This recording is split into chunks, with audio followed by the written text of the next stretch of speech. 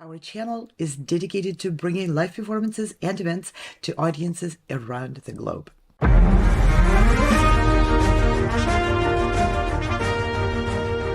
Perform in Weill Recital Hall at Carnegie Hall.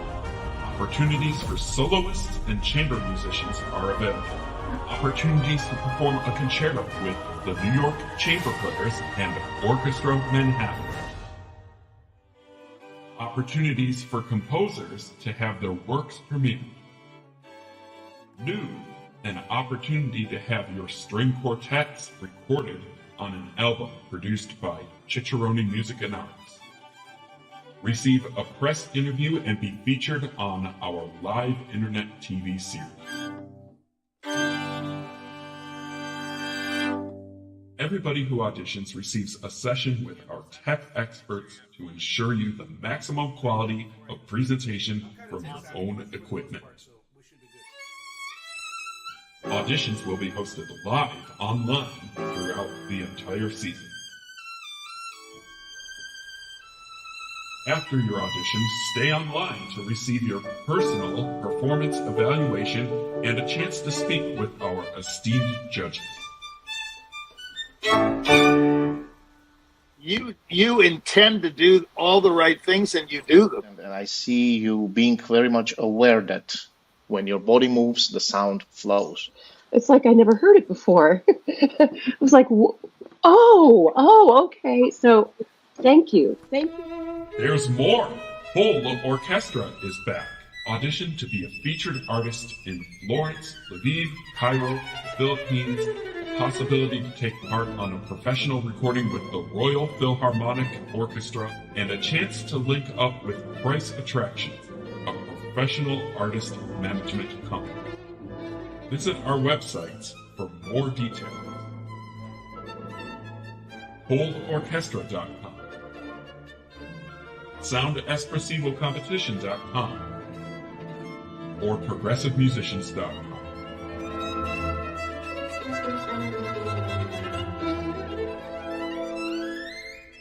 So that's opportunities to be featured in New York City and all around the globe. Have your works premiered on a professionally released album, press interviews on the live internet TV, evaluations from musical experts, professional management opportunities, and so much more. Take that next step forward and reach toward your opportunity to receive world recognition as a musical artist.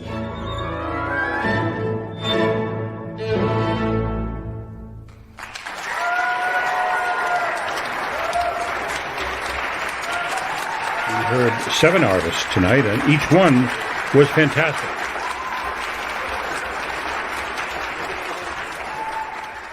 It all starts by filling out that application on one of our websites.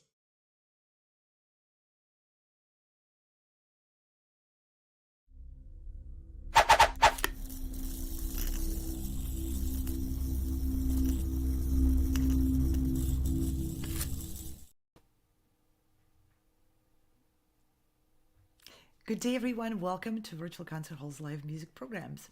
We are dedicated to bringing live performances and events from international artists and stages to our audiences around the globe.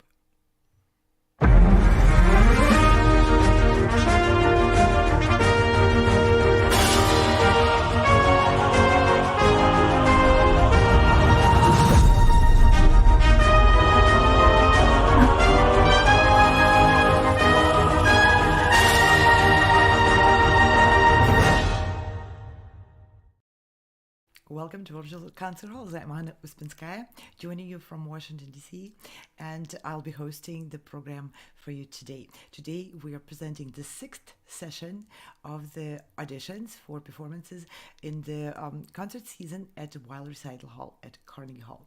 So today, auditionees are stepping on the virtual stage so that they can progress to the famed stage of the Carnegie Hall. A little bit of the history. I want to mention how this project started and the main collaborators who are presenting those concerts at Carnegie Hall and taking the artists through the newly invented virtual stage and through all the tech obstacles which they might encounter to present their performances today at the auditions and then eventually at Carnegie Hall. So we are very grateful for ongoing collaborations with progressive musicians.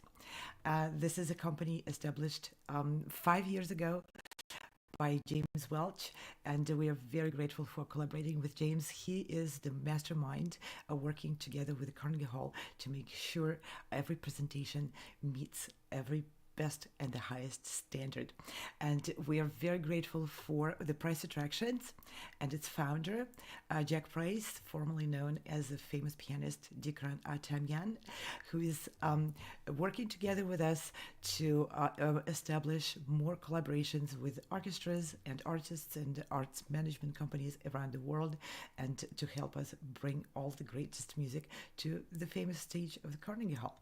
And we are also very grateful for our ongoing work together with the Cicerone Music and Arts, CIMA.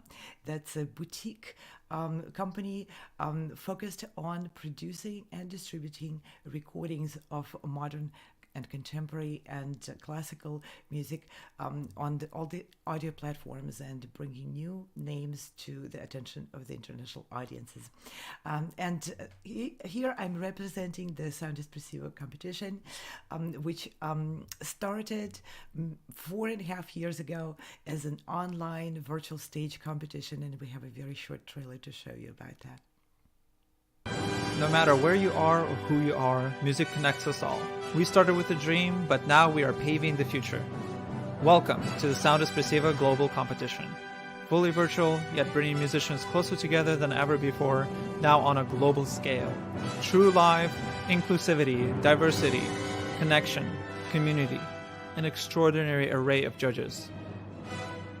Get noticed by companies all over the world. Prizes, scholarships, performance opportunities.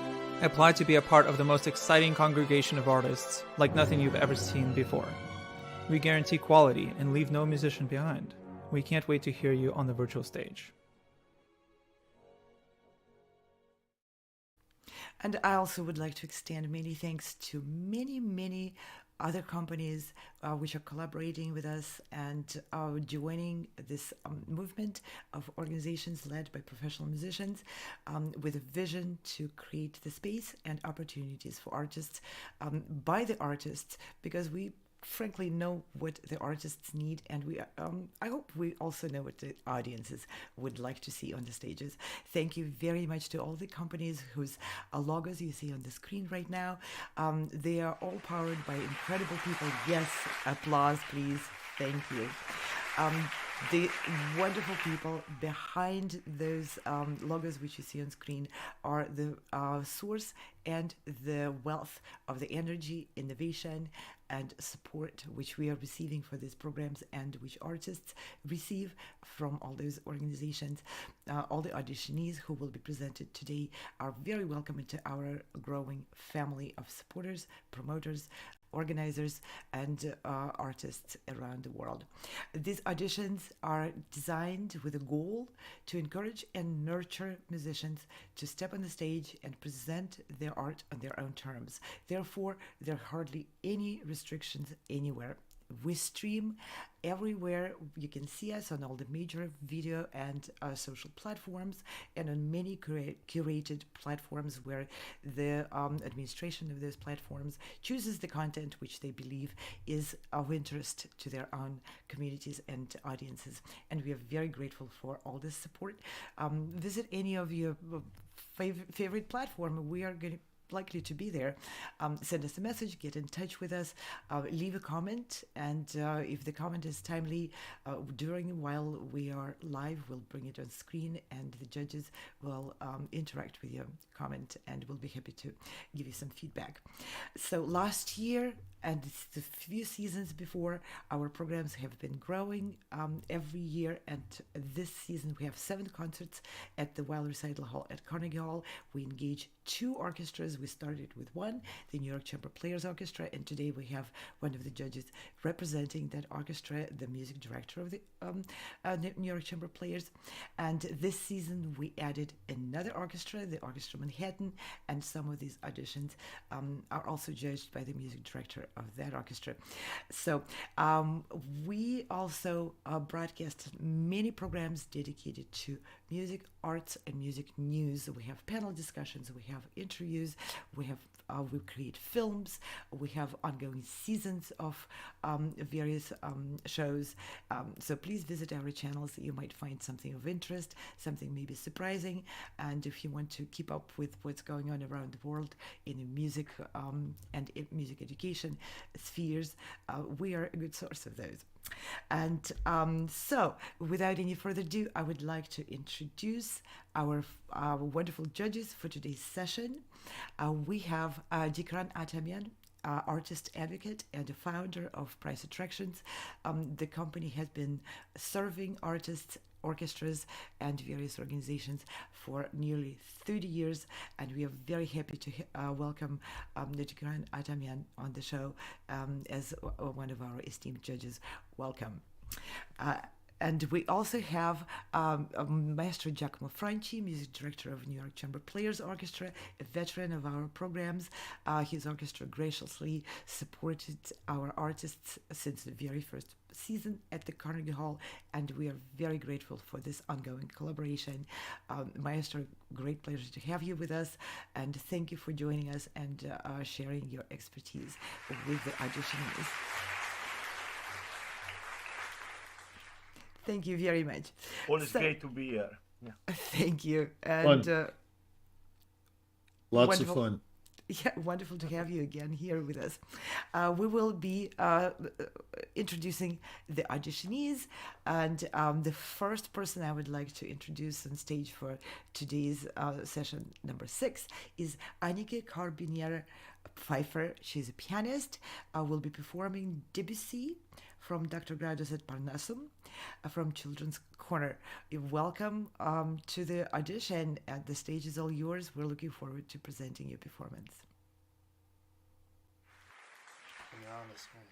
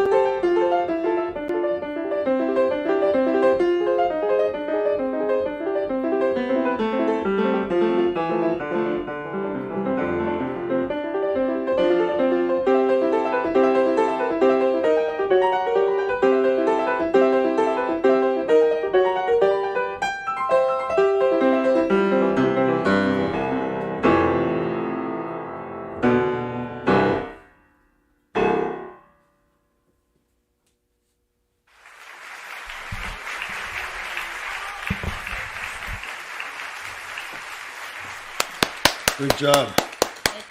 Oh, fantastic. What a great opener. I love this piece and thank you for a beautiful background. You're in such a wonderful setting. It's always a pleasure to bring artists in their own home environment. The intimacy of it is fantastic. Okay, to the judges, let's first hear from a pianist. Jack Price, please. Jack Price, please. Okay, hey, listen, Annika, that was good. I think you have a good grasp of the piece, and you've accomplished quite a bit of pianism at this point in your playing, and the sound is good. There's one thing I would say is just because the opening has harmonic progressions in your pedaling according to those harmonies, that you need to kind of flutter the pedal throughout the whole piece. It gets a little dry when you're not outlining these harmonies. You know what I mean?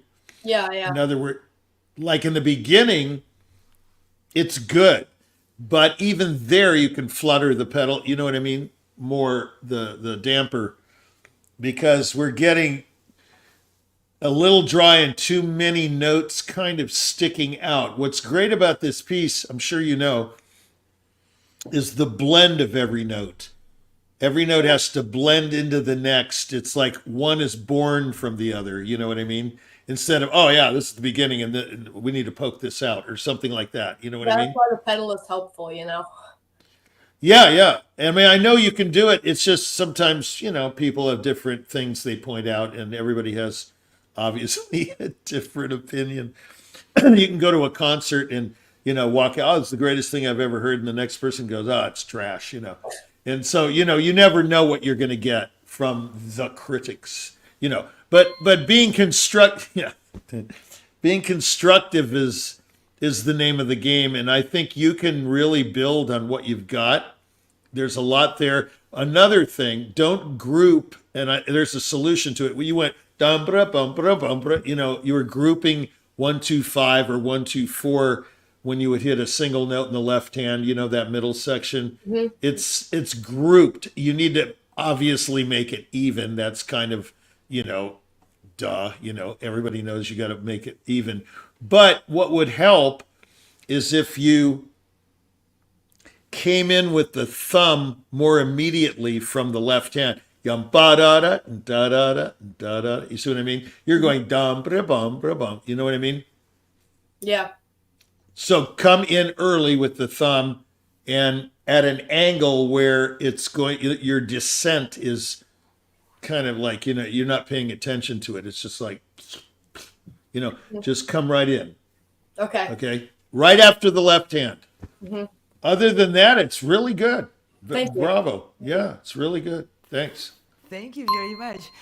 Let's pass on the baton of the comments to Maestro Giacomo, please.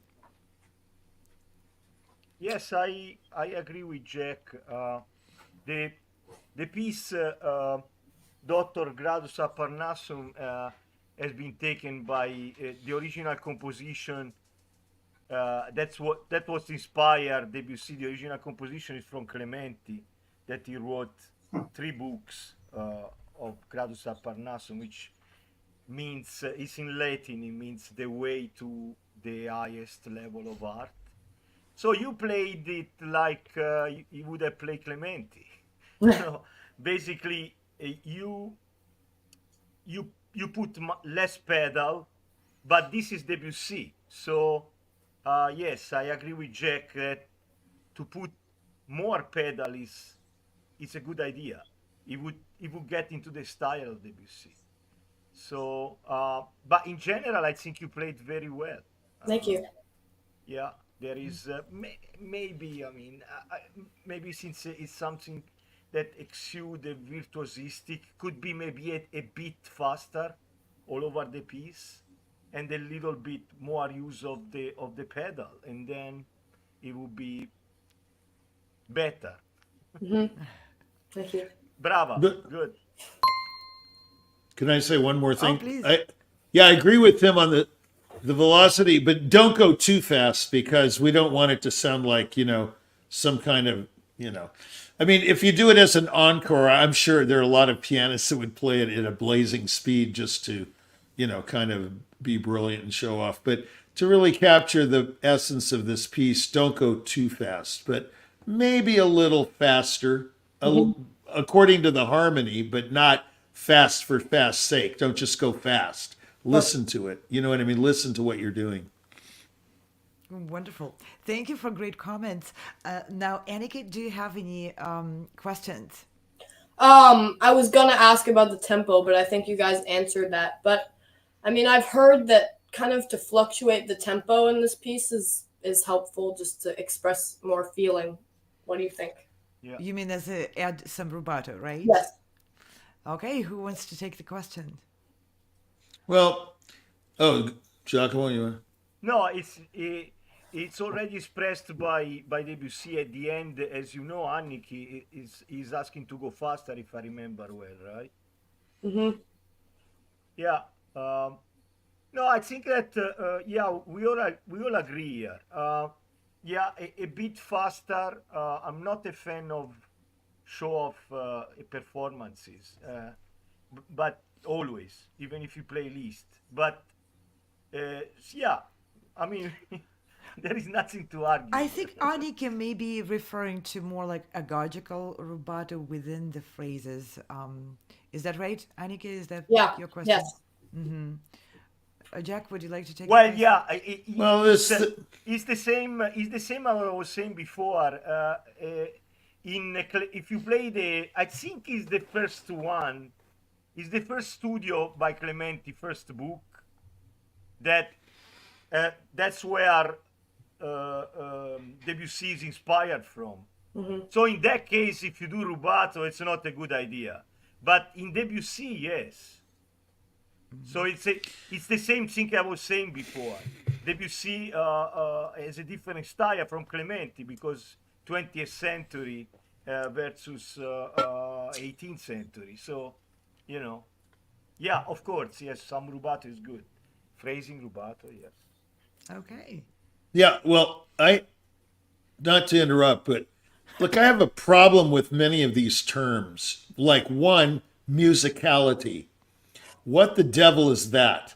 And then rubato, rob time.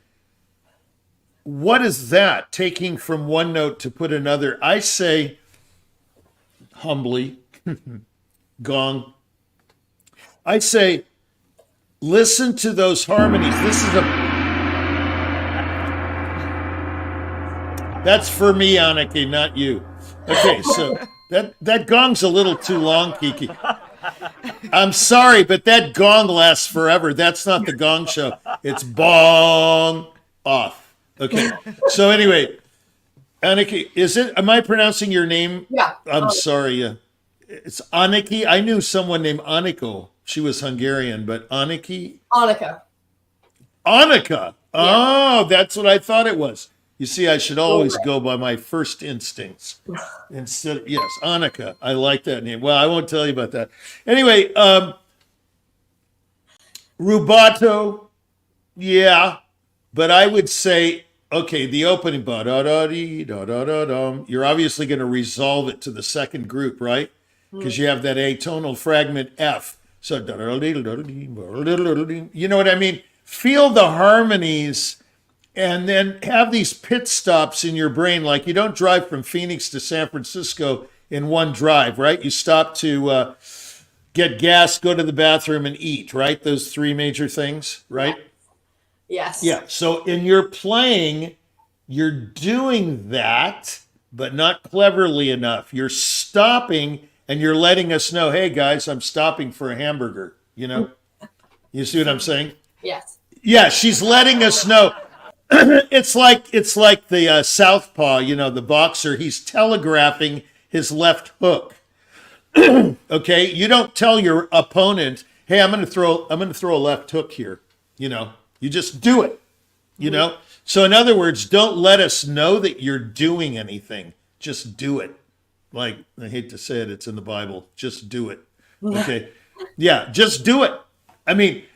I'm going to do this, and I promise I'm going to give you $10 million. Well, you know what? Just give me the 10 million, That's You know what I'm very- saying? Yeah, I mean, I know this lady that keeps talking about giving me 10 million. I'm going, and So I guess the Yeah. the She's summary of this suggestion is be subtle and be surprising. yeah, yes, that is a very good way of putting it, Anna. I would say subtlety is the master here. It's like, let's not poke it out. But Annika, it can be very good, this performance. The other thing is when you cross hands, speaking of stopping and starting, I'm going to lean on the, what do you call it, fall board now. Speaking of stopping and starting, don't stop when you go, what is that? Continuous. This whole idea of momentum, you're losing it with this outline you're giving us, which is quite nice, but don't do it too much. I think your performance is the perfect example of what you should guard against in terms of exaggeration. Don't exaggerate anything. Okay. Okay? But you've got it. It's just a couple of things. Thank you very much. Thank you, Annika, for a wonderful performance and for your questions. And thank you, judges, for your comments. With this, we'll be saying goodbye to Annika and moving on to inviting our next candidate for the performance at the Weill Recital Hall at Carnegie Hall. And we are welcome a composer, Joseph Pegram, with his color sonata for trumpet, strings, and piano. Joseph, great pleasure to be presenting your piece today.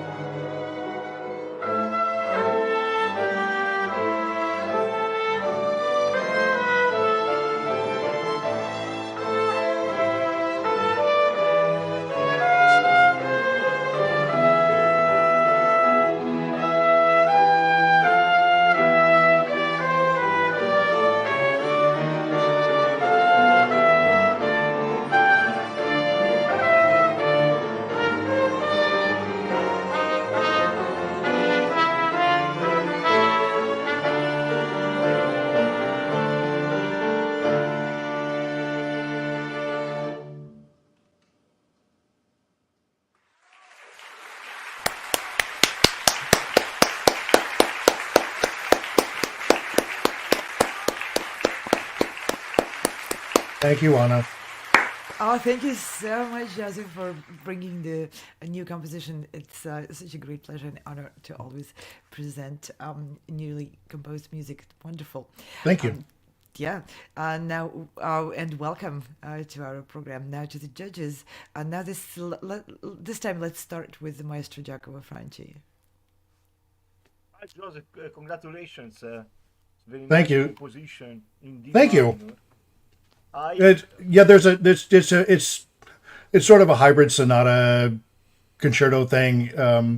I wasn't trying to define it, but yeah, it's it was 6 months of writing, so it took a while. Of course. Well, I find it fast writing.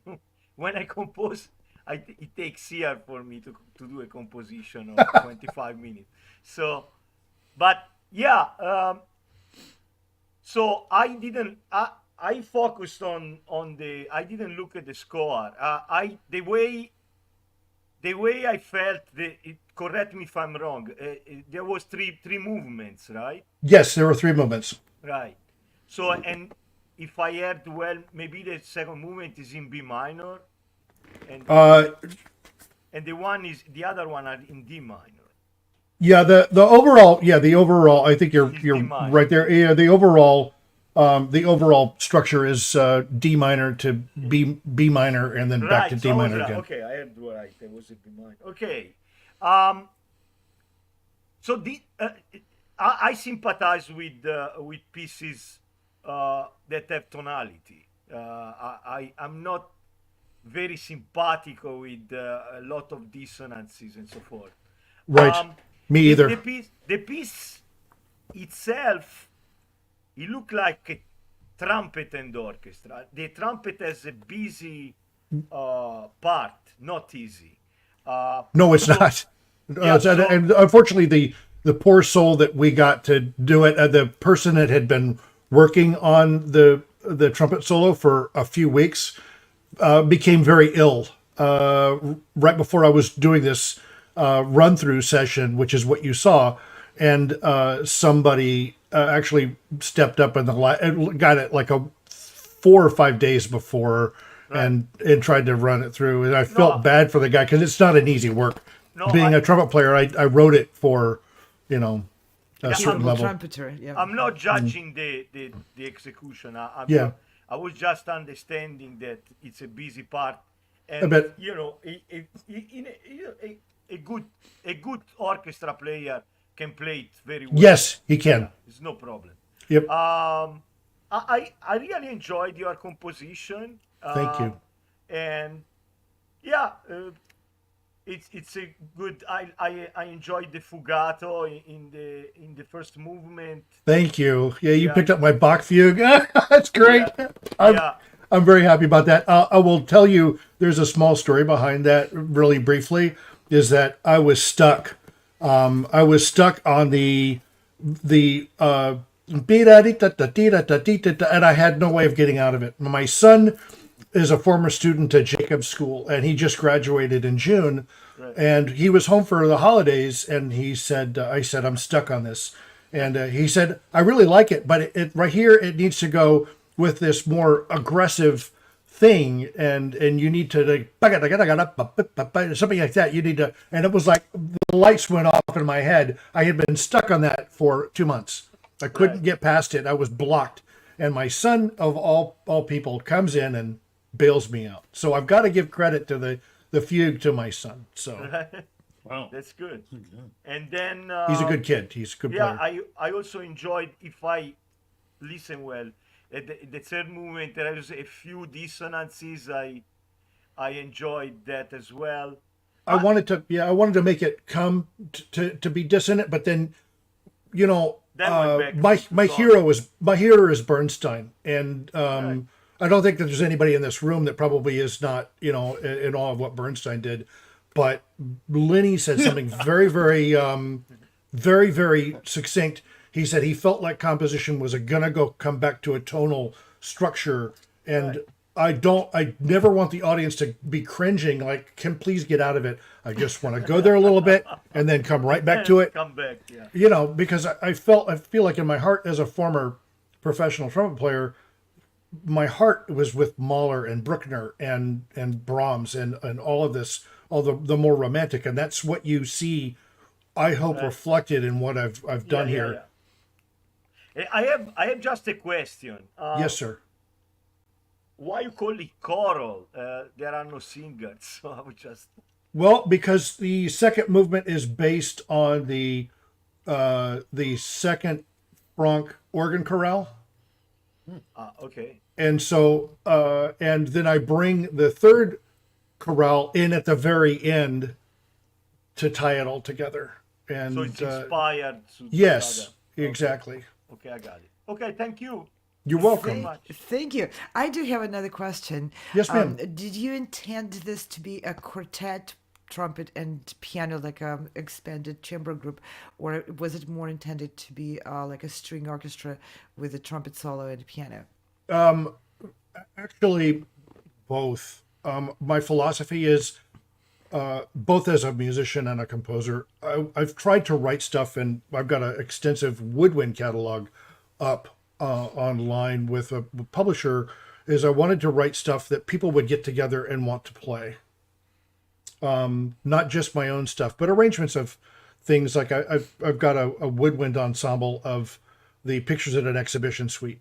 That's up there. I wanted to. It's like a double woodwind quintet kind of thing, a little bit more augmentation to it, but I wanted to make it to where kids in college and high school could get together and play the stuff that they love to hear on the radio, on satellite radio, and talk with their teachers about, but play it. There's a lot of music that needs to be played by these younger students and kids, and so I wanted to. I've been writing arrangements of that stuff for a long time, and as well as a few of my own original works. But with this one, and to answer your question, I wanted to do it where it could be both. Ideally, it should be probably a 2-2-2-2-1 bass with piano, so you'd have a double string quartet to give it some body. You could go a little bit larger than that, but I fear that in the fugue, the notes would get a little bit lost in each other, even with a conductor and stuff like that. I have a comment about that. Sure, go ahead. I think that a full chamber orchestra, I mean, not like a symphony orchestra, but right. A full chamber orchestra would serve your piece better because the trumpet has a stronger sound. You're right. Than the whole session of 8 violins. So exactly. That would and an orchestra of level can play the fugato very well. It wouldn't be a problem. Right. So well, I agree with that. I mean, look, I conducted Beethoven 3 once with a 4/4 violin setup. It was a chamber setup because it was all we could fit, and it was awesome. I just had the brass pull back, distance. But this is a trumpet piece, and so having him out and being more present within the orchestra is, you might be right. I'm not opposed to it. I mean, it's just one of those. Yeah. I'm trying to think of making everything clean when it comes to certain difficult parts. No, a professional orchestra can do it very easily. Probably. I think so. Okay. Just passing by. Yeah. Okay. Thank you. Well, let's hear some comments from Jack Price, please. The question, Giacomo, can your orchestra play it? Yes, for sure. I would think so, yeah. Just kidding, because I had to get you on that because you're a conductor, Listen, I love the piece. Thank you. Thank you. It's really, the thing is, you bring up so many questions with Giacomo and your comments. It's like my mind is like flooded with questions because I'm the question man, So, like you said, you don't like dissonance. It doesn't matter what I think or what I like, but I thought you did very well in the texture of the composition in general, because you just composed what you felt. Thanks. You're not trying to, I've played a lot of avant-garde music. Who cares? I've played a lot of tonal music. Who cares? It doesn't matter. Someone once said music is either good or bad. Even if you're listening to rap, there's good rap and there's bad rap. Supposedly, Okay. right? Supposedly. Yeah. Well, if you're listening to Christian rap, I guess that's good, right? I don't know. I look. Yeah. That's not my genre, to be honest. I mean, Yes, it's not my bag. I know what you're saying. We can go into all of this Christian music later. But anyway, the point is that compositionally, it's sound, it's exciting, and it's marketable. So you've taken yourself to the marketplace. You see, that's innovation, and that's heavy lifting push. You just pushed it out to the marketplace. I think that's excellent. I'm not saying it's catchy or gimmicky or trendy. I think it's very original. You have a lot of original thought in there. Yeah, you could say it's been done before by, Bach, but it's interesting how composers work. I must say I admire them greatly, but I also have worked with a lot of them, and they're very, how do you say, sympathetic to how a performer wants to do something, simply because they want their stuff played, right? So they're not going to really argue about, I want a forte there or something. But then again, you're not really there to give them directives. You've got the notes down there. The movements were well put together. The pacing, the impetus of the piece was great. I thought it was terribly interesting. I really did. I really liked it a lot. And have you ever thought of licensing this kind of stuff to movies and stuff? Have I thought? No,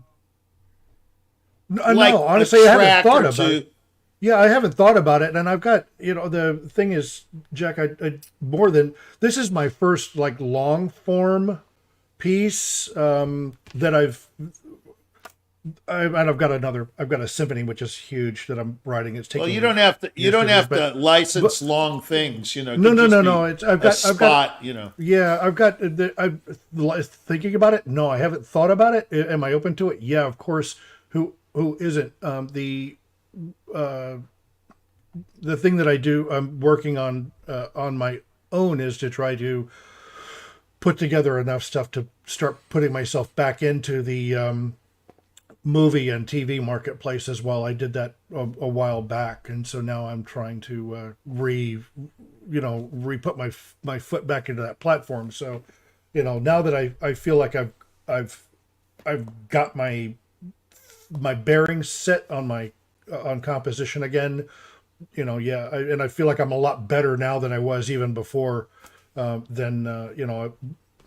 a whole lot of stuff that I'm looking into. You're the first person that's actually mentioned, licensing for things. So that would be something I'd have to, bring in and consider and figure out how to do, I suppose. Well, I think the reason why, that's a I'm sorry. Suggestion. Yeah, that's a wonderful suggestion. I was thinking just about the same. This music can have a wide variety of application and can be performed in many different settings. That's how I felt. Yeah. Yeah. Well, thank you. It's really, right from the beginning. It's very. What's the word? You capture the listener's imagination right from the start. The very beginning of the composition, I was struck by, I haven't heard that before. You know what I mean? Yeah, you have. And so it was excellent. Yeah, you have. Yeah, sorry, Jack. Yes, you have. I took haven't. that. No, wait a minute. I took the opening from Liszt's Funeral March. Dum dum da dum dum da dum da dum da dum. That's where I got. That's not Liszt. Who? Wait a minute. Who did Chopin? That? Chopin. Sorry, I always confuse the two. I apologize. Not a pianist. Yeah. Sorry. No, I thought you were going to say, just as you started that, I thought you were going to say funerai. No. That's the way Bolette used to say, "Do you play funerai?" And I go, Okay. This is becoming a very interesting discussion, and we probably can come back to it. I really appreciate the engagement. Unfortunately, we have some people waiting to Obviously, step on yes. the stage, and I hate to cut this short, but No I kind of problem. have to. So thank you, Joseph, for bringing this wonderful piece and inspiring a very meaningful and interesting discussion with it. Thank you Great so job, much for your Joseph. time. Good job, Thank Joseph. you, but all of you, and I appreciate your feedback. I really do. It means a lot. Thank you. Thank you very much. We will be moving on and inviting on stage Yijun Byun, who will be performing Handel's Lascia Cho Planga. Welcome on stage. It's all yours, and we're happy to be presenting you today.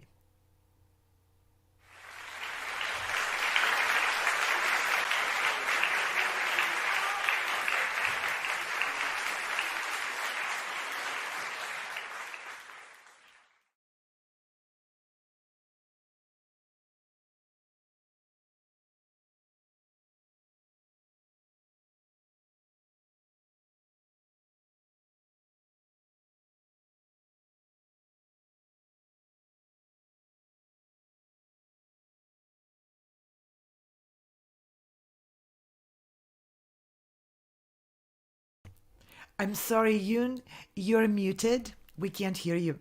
Would you please go to your settings and unmute your microphone? I apologize for interrupting your audition. Let's see if Yoon can get herself unmuted, and we'll restart this audition momentarily. I think we're all set. And again, Yoon, the stage is all yours. Welcome. Let's start from the top.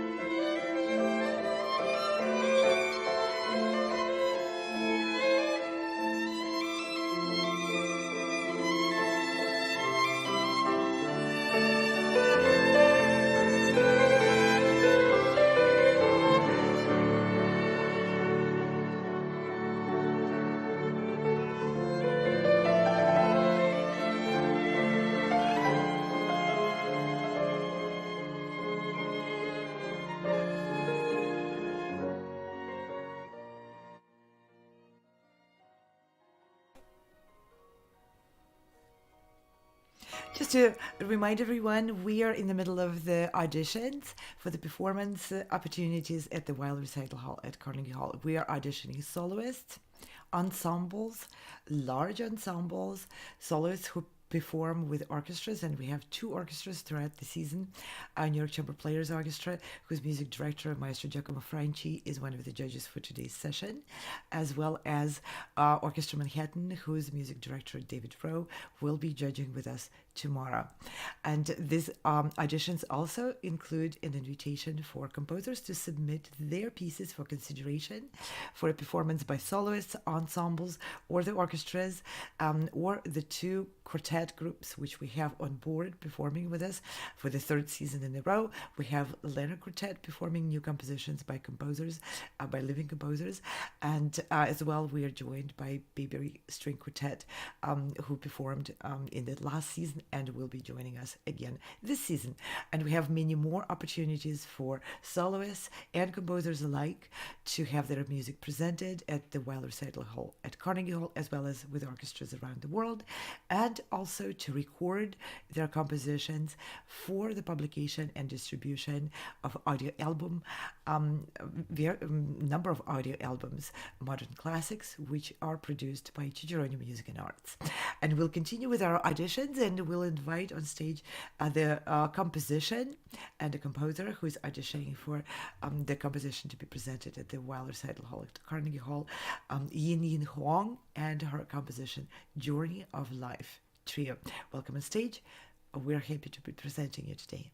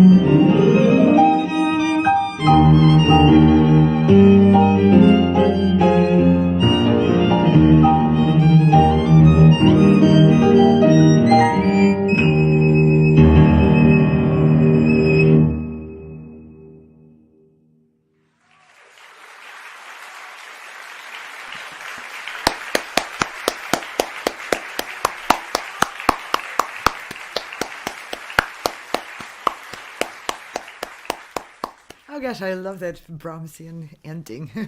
So epic. Wonderful. Now to the judges. Let's hear from Maestro Giacomo, please. Hi, Amy. Good morning.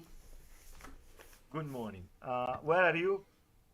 California, Los Angeles. California. So it's more morning for you. Yes. It's really early. Okay. I think your composition has a lot of very good ideas. I don't know if I heard it well because, my comment is I didn't understand it. So we already start there. So am I wrong if I say it started in E major and then you went temporarily in C minor and E flat at the end? Who cares? Why Yes. you cares, man? I don't understand. Yeah, I don't know. I don't know what that has anything to do with it. Okay, I think that I didn't find the form in your composition. It feels like I would take one idea and then develop it in another way. Then you have another idea and I would develop in another way. And now you are not talking to the right guy because I'm a great fan of form. So, for example, a great maestro, great genius of form is Beethoven, where one note come after another, and it seemed that there couldn't be any other idea than that. So I mean, if you, in my humble opinion, if you like to consult with me about your composing, I would be more than happy to. Yes, may I? Yeah. Help you to how you develop. You have this idea, then what do you do later? It has to be related, according to me. And it seems that you have very good ideas, but they remain there. It's called eclectic.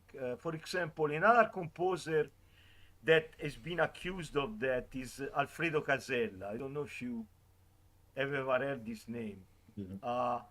And he was a composer on the beginning of the 20th century. He was similar to you. It was like, it's like improvisational kind of, and then, oh, I think this is good, and then you do, but without relating it to before. For example, the counterpart of Casella has been Igor Stravinsky. So Igor Stravinsky, no, he had a great form. That's why Stravinsky is Stravinsky and Casella is Casella. Yeah. So that's what is my. But you have very, very good ideas. So I will be more. Feel free to contact me. We can have a conversation, and I would be more than happy to give you my more specific opinion about your composing talent, which you obviously have. Thank you. Yeah. Wonderful. And I do want to underscore for everyone who is watching that we're building new model of musicians community. And yes, everyone who is judging on our auditions, and please visit to the page on the website where we list all the judges. These are international artists from all over the world, and everyone is very welcome to get in touch and to exchange the contact information and to be in touch. We're developing those relationships. Networking with peers and like-minded artists is a big part of arts development and developing ourselves as musicians, and of course developing our careers. So thank you, Maestro Giacomo, for graciously offering your Thank you. your contact, and yeah, this is part of our culture here, so you Appreciate feel free, please. And I wanted to also throw into the mix of the discussion that there was another composer who was accused of having a hard time with developing his ideas, and that was Robert Schumann. And his one of his ways of connecting his eclectic ideas was to create an underlying story and even publish. He even published those stories in the comments, like his famous Carnival, many of the ideas in the short pieces which comprise that collection don't ever appear anywhere in the development. There's basically no development, but there's there's an underlying development, of course, of how he stacks up those ideas. But that's a different way of creating the form from what Maestro was pointing out. But I agree with you, Giacomo. Some of those ideas, Yin, are so calling for further development that you can have a great potential of really tying this up in the music format. But I'm not a judge here, so my comments don't count towards the results at all. Appreciate. So let's hear from Jack Price, please. I need a gong, please. Thank you.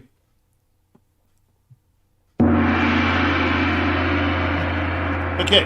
So, thank you, team. By the way, I am not available for consultation. That is not true. No, I know it's a joke. I only consult.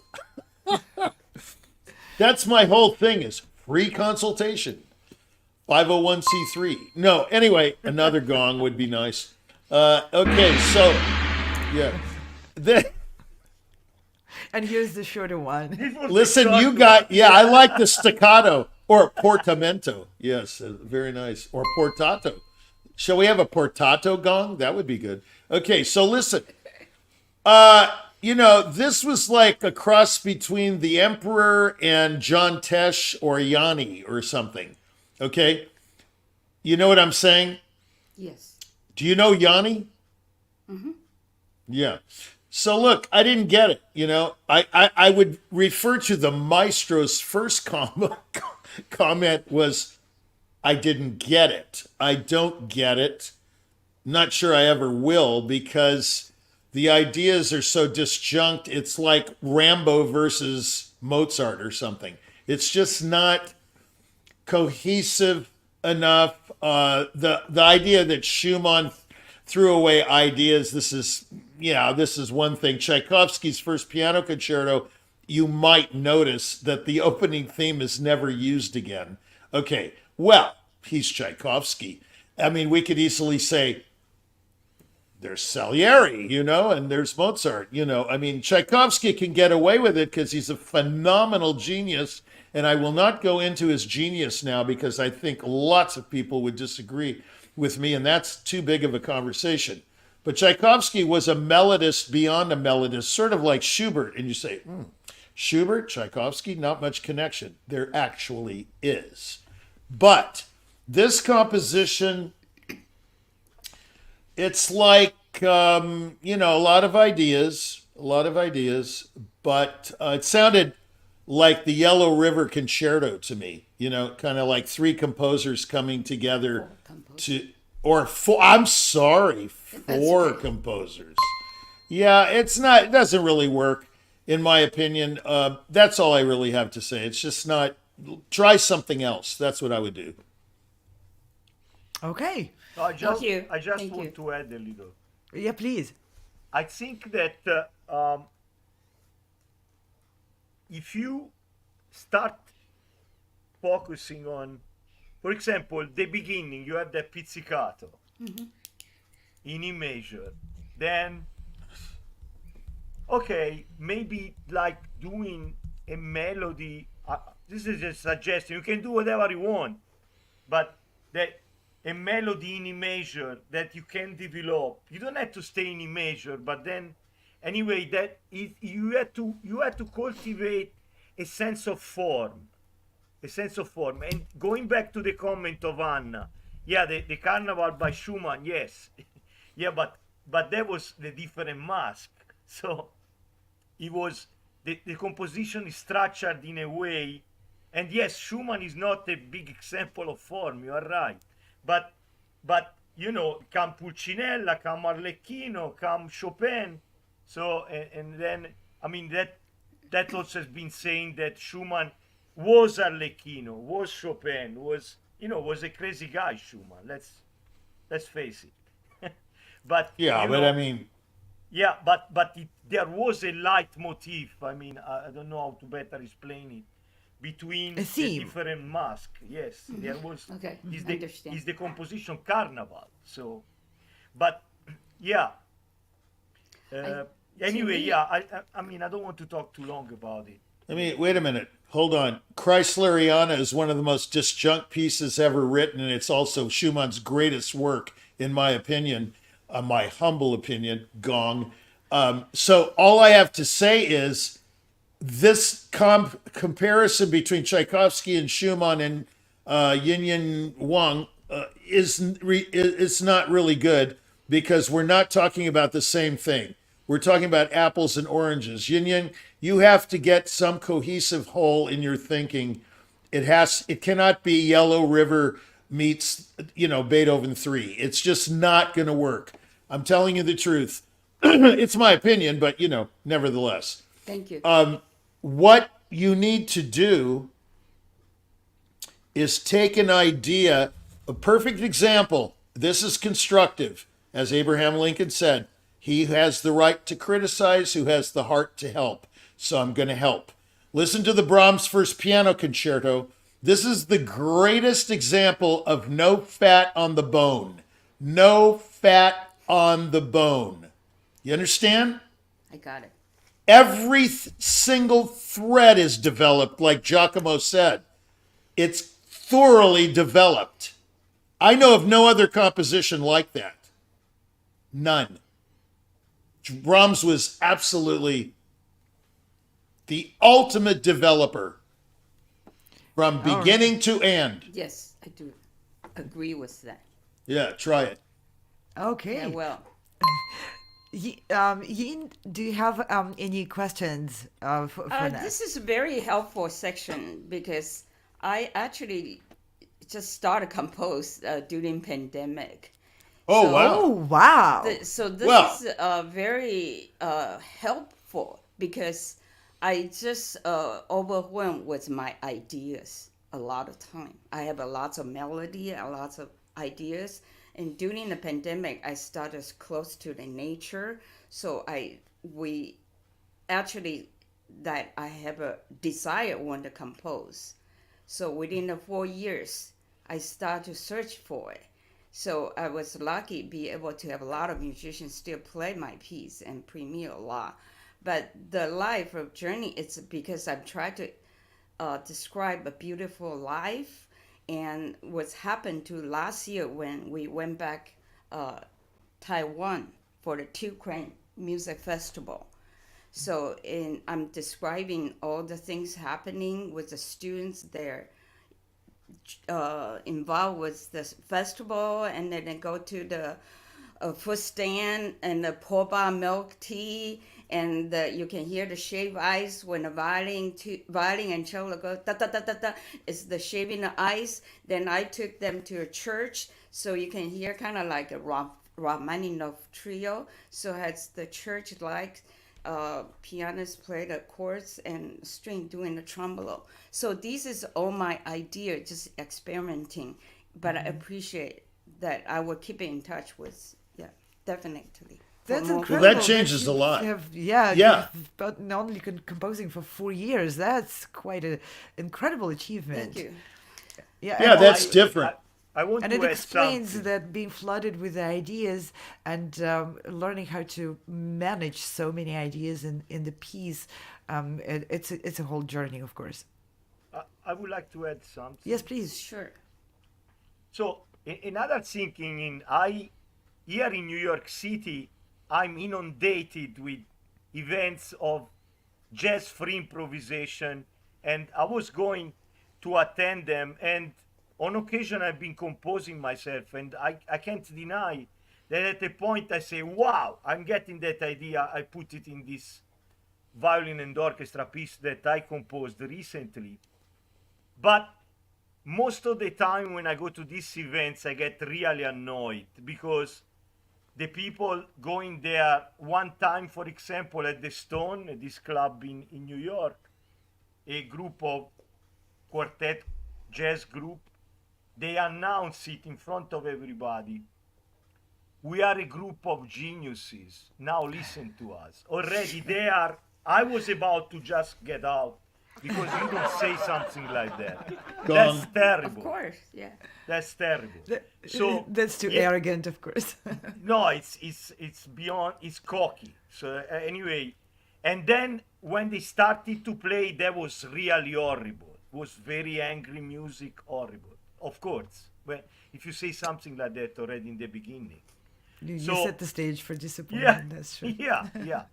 So anyway, the thing is that that the problem of being a great musician, I think, one of the main thing is to be humble, but then be also confident. How can you do that? Mm-hmm. Not easy. So I think that when you are able to do that, there is room to grow, and you can do whatever you want. Yeah, that's a wonderful comment. Thank you. That's good. Yeah, we always have to find a balance point, in our life. Thank you. Absolutely. And Ian, thank you so much for joining our program Thank and you for so presenting your much for composition. this opportunity. Thanks. I really learned a lot. Thank you. Thank you, and thank you, judges, for your comments. Thank you all. With this, we'll be moving on to presenting the next performer, and that's Yijun Byun, performing Handel Lashe Che Planga. I hope I'm pronouncing this the name of the area close to correctly. Yijun, welcome on the virtual stage. We are looking forward to hearing your performance.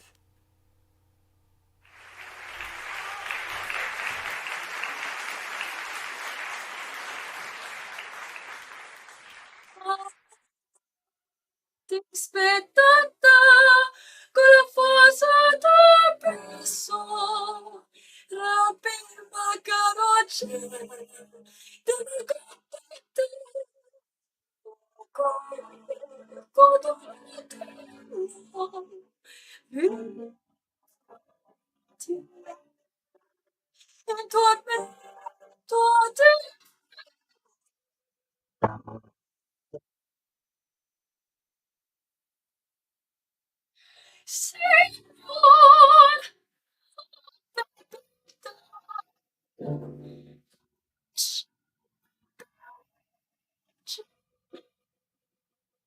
다시.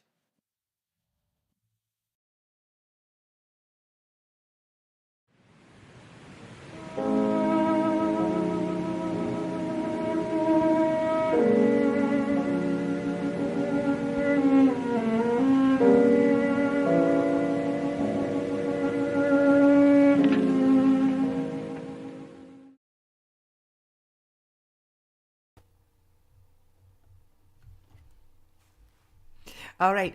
We will continue to work on bringing Yijun performance. She has beautiful voice. We want to make sure we can hear all the details of her performance. While our team is working on her setup to make sure we can present it in its full glory, I would like to remind everyone that we are here in the session 6 of 2-week ongoing finals for the auditions for candidates to be selected to perform at Weill Recital Hall at Carnegie Hall, and composers also submitting their music for consideration to be performed either by the soloists or by the orchestras. And in this season, we have a 7-concert season at the Carnegie Hall. We are presenting soloists, ensembles, new compositions. We have 2 quartet groups which are performing and recording compositions by living composers.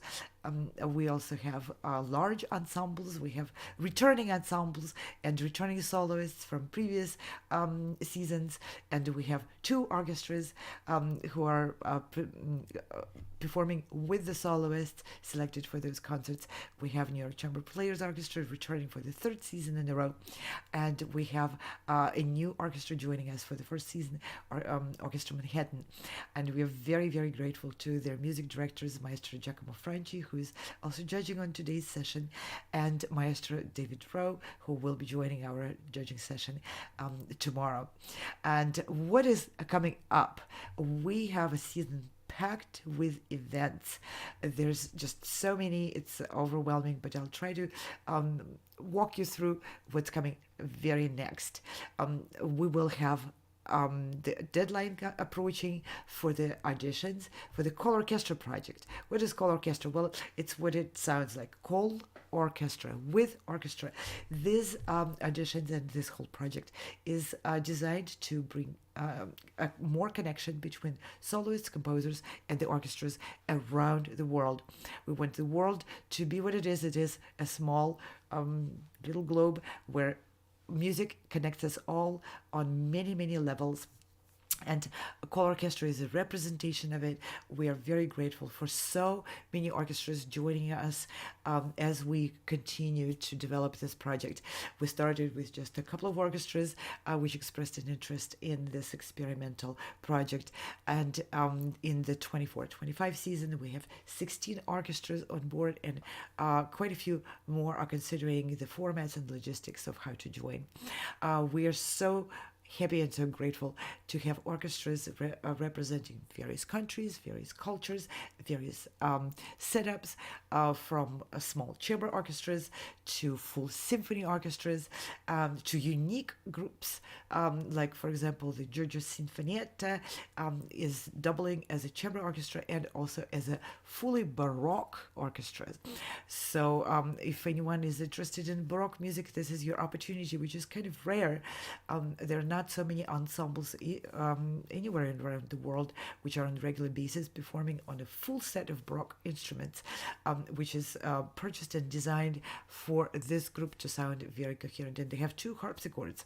So all harpsichordists, all the Baroque singers, Baroque dancers, all people representing this period of culture and classical arts, welcome. Please consider this opportunity to perform with this orchestra. Not to mention many other orchestras which you saw on screen while I was describing the project. We have orchestras in Europe, in Asia, and in the United States, of course. And what you're seeing on screen are incredible, internationally renowned music directors and conductors of these orchestras, our collaborators. And I can assure you, every one of these wonderful musicians is also a very warm and welcoming person.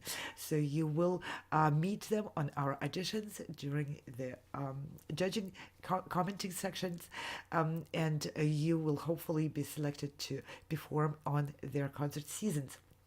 So how to apply? The deadline is coming up on November 21st. Visit any one of our websites, and please take some time to read the information on those websites to understand how this process works, what the dates are for the auditions, and then, of course, we would like to invite you to apply.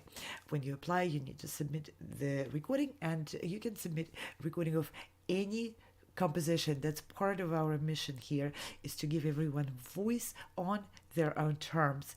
You don't have to submit a certain prescribed number of pieces, whatever that prescription is. You choose what represents your art best. Send us that video for the pre-screening, and if you're invited for the final auditions, you will be part of one of those programs like what you're watching today.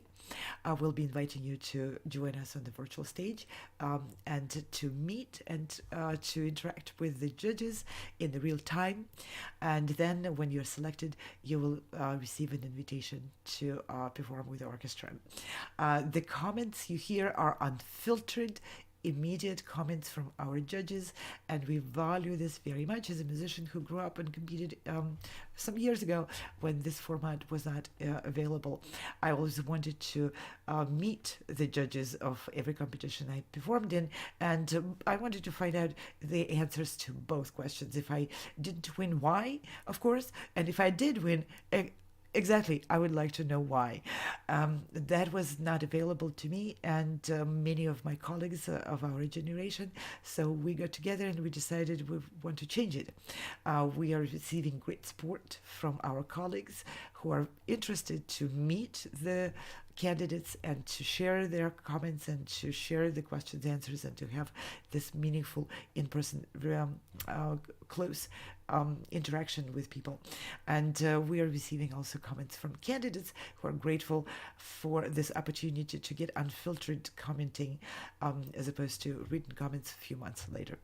So with this, I would like to my team to give me a signal if we are ready for the next candidate.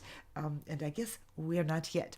So we will show you a few short trailers and clips describing in more detail this season and what is coming up.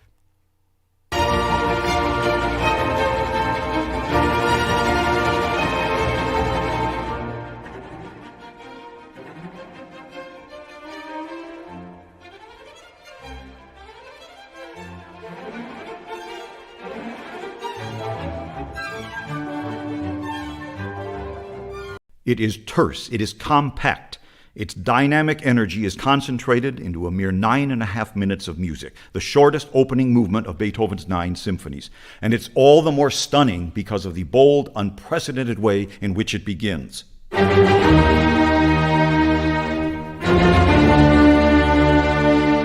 Known to practically every living being on Earth, it's that powerful. And certainly the fifth contains the same sort of revolutionary musical outlook and language as the Eroica. And the Fifth Symphony's main key of C minor definitely evoked powerful creative impulses from the composer, as we saw in the second movement Funeral March of the Eroica. But I don't know that there's much point in doing any more detective work here. It's all been done by others. Beethoven's iconic opening motive, the group of 4 unison notes, is not something that he necessarily invented for this symphony. Beethoven used this same basic motive for the first movement of his great Fourth Piano Concerto, which also appears in the same sketchbooks with the Fifth Symphony, the same 4-note pattern.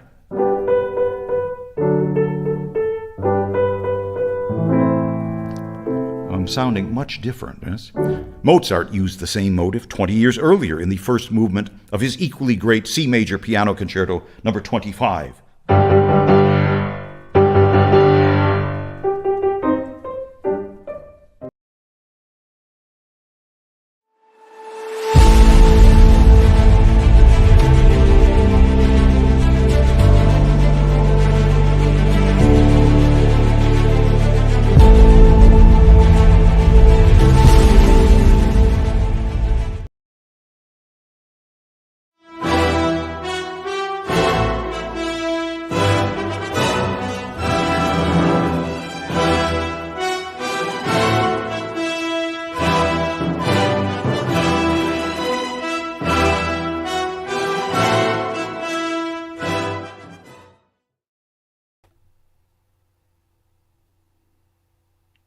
So what you saw, a series of quick trailers and previews, represent many different genres and many different styles of our programming. As we're developing our reach, developing our own style of presentation, we are, of course, adding more different programs, including films. Our virtual concert hall's film team collaborated with Architects of Music and Steve Robinson as a producer and Lawrence Rabchak as a creator of the content and narrator on creating a series of Beethoven symphonies films. Those are encompassing all 9 Beethoven symphonies, and it's been a 3-year-long project of creating them. So we are happy to let you know that 8 symphonies were already completed, and the 9th symphony is currently almost completed. The 3 movements are done, and we are working on the 4th movement of it. This has been an incredible collaboration, and what I want to point out is the creator of the actual story and the narrator in those films, Lawrence Rabchak, worked for nearly 3 decades as a pre-concert lecturer for the Chicago Symphony.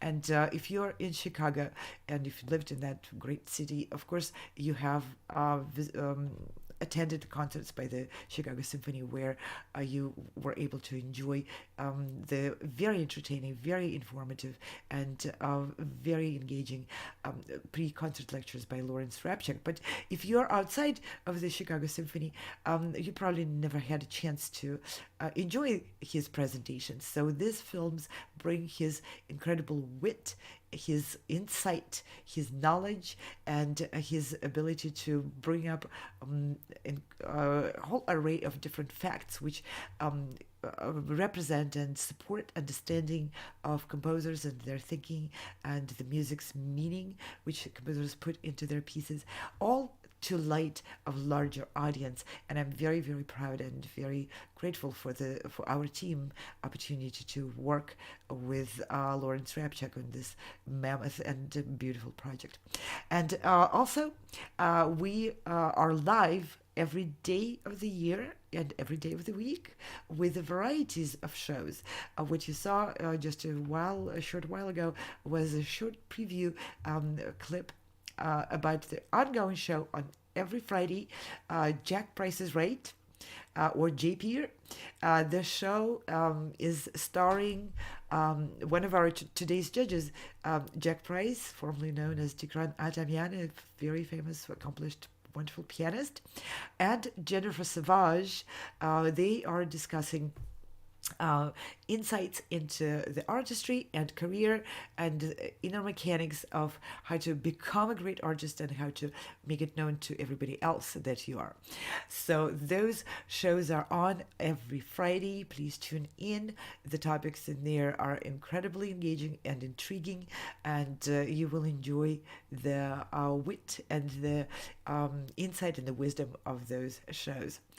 We also have music and musicians around the globe, an ongoing series of presentations where we present artists, arts organizations, ensembles, orchestras, and musicians from, frankly, all over the world with interviews and in-depth dives into serious and very important topics for the modern arts, performing, educational, and alike. Sometimes we go with an interview. It's what is called a music talk show. We present segments of the art, of course, of the music presentations. Some of those programs are dedicated to live broadcasts of concerts from orchestras and from ensembles and soloists from different settings.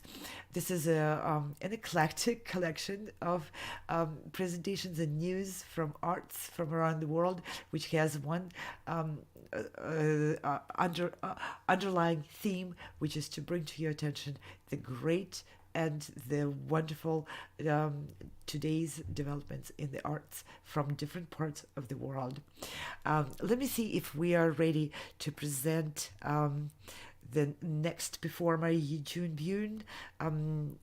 Team, please give me a signal if we are ready, and if not, I have a lot more to share with you. Not yet. Okay, great. Now I'm going to take you with us and with our crew, which recently went to the city of Florence.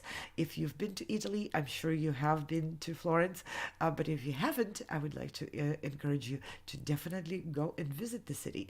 It's a gem of Italy, full of history, mystery, politics, murders, and very beautiful architectural. It's basically museum piece under the sky, but also really full of life and a lot of cultural and music events. So we were very lucky to collaborate with the Florentina Camerata, the chamber orchestra, the most important, the main orchestra of the city, and its music director Giuseppe Lanzetta, whose orchestra and himself are participating in our call orchestra project. Also in the conductors exchange project, several of the conductors who collaborate with us had already performed and conducted this orchestra, and we are looking forward very much to continuation of that and to have more soloists from call orchestra auditions to be selected to go to beautiful city of Florence and to perform with Camerata. And here's a quick snippet of this recent concert.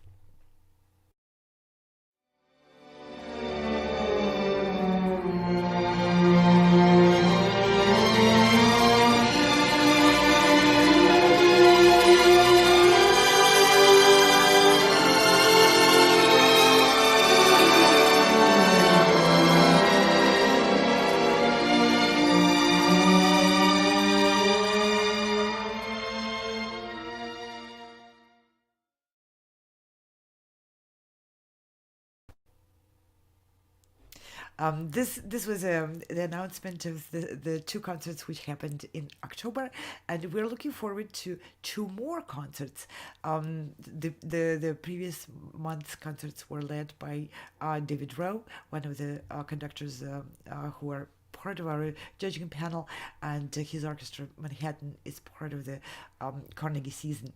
And next month we have another conductor from our group of collaborators, Nvart Andreassian, going to Florence, and he will be conducting two concerts in there. He is part of the Call Orchestra project, and so we will be broadcasting those concerts too. And we have many more concerts and beautiful events, festivals, competitions, orchestras, operas, and soloists from different countries. We will be presenting those concerts live on our programs as well. And we have a few more short videos which describe many of our projects for you to enjoy.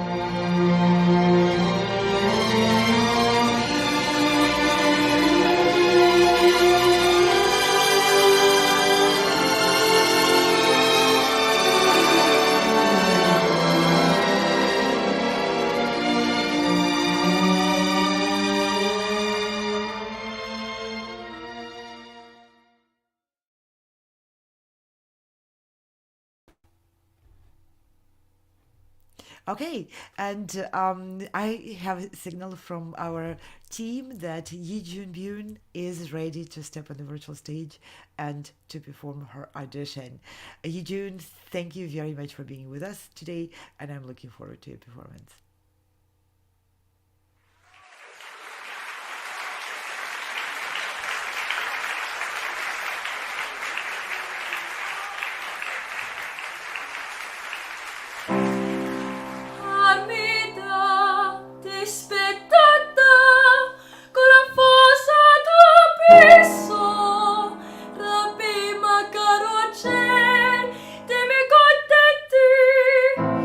E qui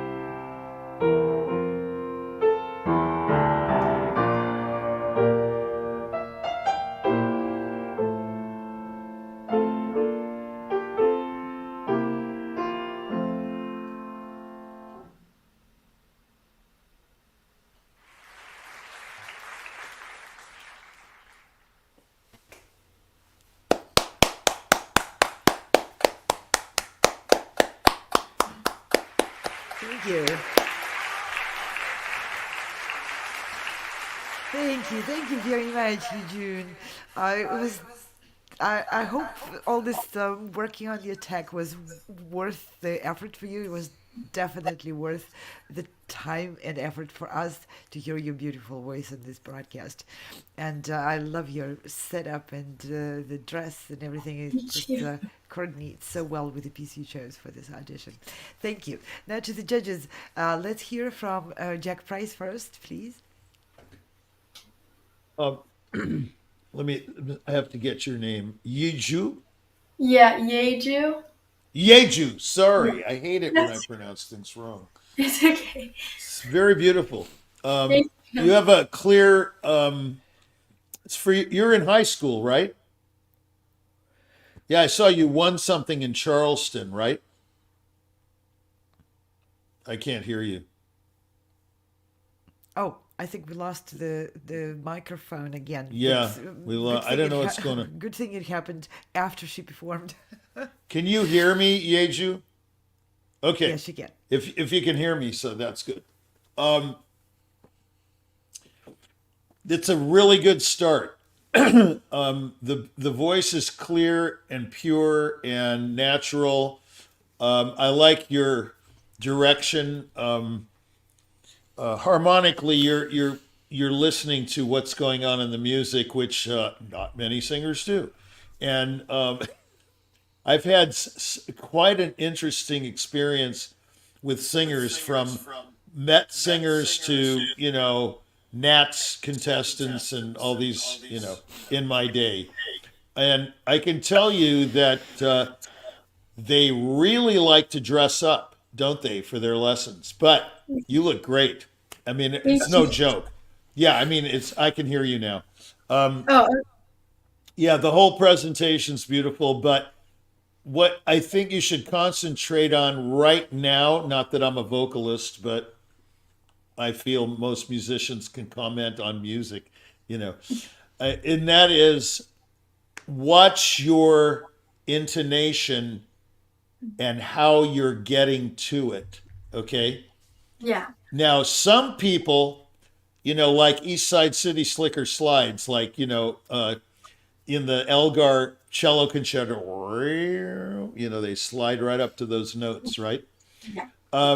What you need to do, obviously, is to pinpoint where that note is. Imagine where it is. Like the French horn player. He has to imagine the note. He can't just pluck it down like this. There's no way. Pianists have this advantage of they don't have to find the note, but yes, they have to find it, but in a very different way, right? Yeah. Violinists have their problem with imagining where the note is on the fingerboard. Is that what it's called? I don't know. Anyway, so they got to figure out, where is that note? Yeah. Pianists don't have to do that, but they have to do something that everyone else doesn't have to do. We won't talk about that. I think you know what that is. So we all have our problems, right? Mm-hmm. So what you need to do is imagine that note. Close your eyes, in the shower or whatever, and say, "Oh, there it is."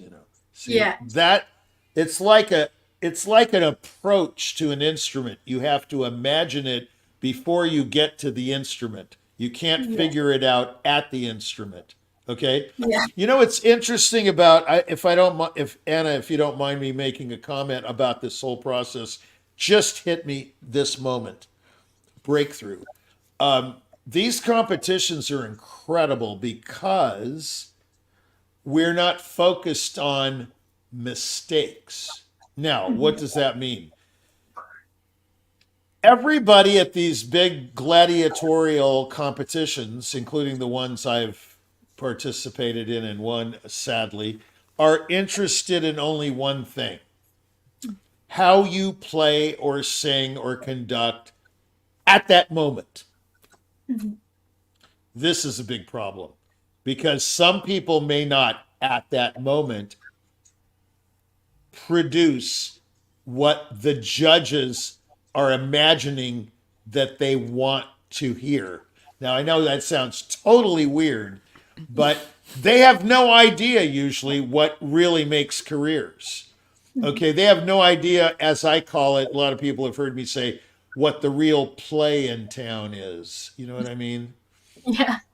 There is such a thing as potential, and there is such a thing as that spark you can hear even amid an ocean of disaster, which you're not, of course. I'm not even suggesting that. But it just dawned on me, so what if the high note isn't right there? Listen to the talent. Listen to the person. Evaluate the future, present, and past right now. Don't go, well, yeah, it wasn't very good. And, the next person may be like a typewriter, This is the essence of competition they're missing. It's actually a very inspiring process. It's actually very entertaining. It's actually very pleasant. And what Anna's done here is make it pleasant. And I'm not just, complimenting her, but it's really pretty phenomenal. And it just dawned on me that we're all too interested in how it went right now. Like people go, how did it go? How did it go? Well, it went. Yeah.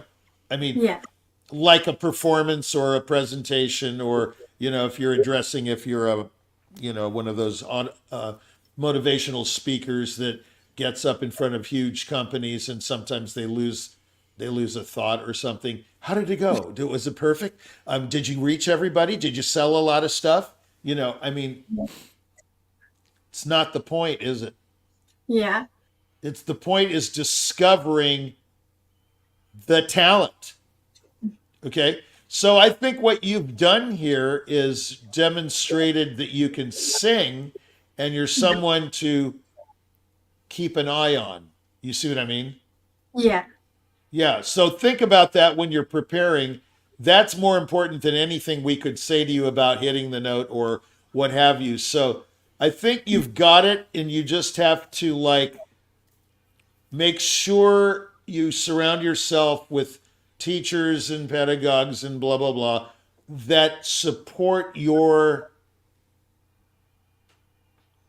process. Not everybody's going to be ready for you, and you're not going to be ready for them. Like Anthony Hopkins says, when the student is ready, the guru will appear, you see. Yeah. Yeah. Hopkins is a real good example. He's the greatest. There's no question. He's beyond everybody. But anyway, the point is he made something very clear, and it's totally true. When the apprentice, or whatever you want to call them, is ready, the guru will appear. Don't just hop into anyone's studio. Think about who you choose to surround yourself with and influence you, because I can tell you it can be a disaster. Okay. Bravo. Thank you very much for the comments. And that's a key. Surround yourself with people who support your process of growth as an artist. Let's hear from Maestro Giacomo Franci. Yes, Yeju, do I pronounce well your name? Yeah. What you sang is one of my favorite arias. I love that aria because it's very simple and very expressive and very everything. I really like it. It's coming from the plot of. I don't want to start the musicologist thing, but anyway, start from the plot of Rinaldo opera from Handel, and the plot is, if you ask me, is kind of stupid, but if you because it's the plot between Rinaldo and, I wrote down the name because I never remember name, Almirena. So Almirena is singing this aria, and then there is an happy ending to the opera. Rinaldo and Almirena get finally together. Yeah. But there is this nasty magician Armida that put. So anyway, I think it's great to sing the aria like there is no hope. Mhm. That when she's crying, she's not thinking about, she thinks that there will be a failure. She thinks Mhm. that we'll end. Yeah. And that's the way I read the name again. Almirena is singing desperate. She has to be desperate. That's Yeah. the way I feel it. Okay. And my question to you is this: did you have a pre-recorded accompaniment? No, I do a live accompaniment. You had someone there accompanying you. Yeah. Okay. That's wonderful. So Thank now, you, the great accompanist. Let's give a round of applause to the person accompanying you. Yeah, yeah. Very good. So, yeah, the way I feel the aria, if you, for example, if you would ever solo in my orchestra, I would prolong a little bit the silence. Mhm. It would get more lush. I'm not a singer, but anyway, lascia Ethiopia. So Yeah. not always, but sometimes. Yeah. That would enhance the expression of the piece. Okay. Now going back to, I think, but this is my opinion. I don't know if Anna would agree with that. I see that she is not. But anyway, so. Oh, you shouldn't assume. No, I'm not assuming.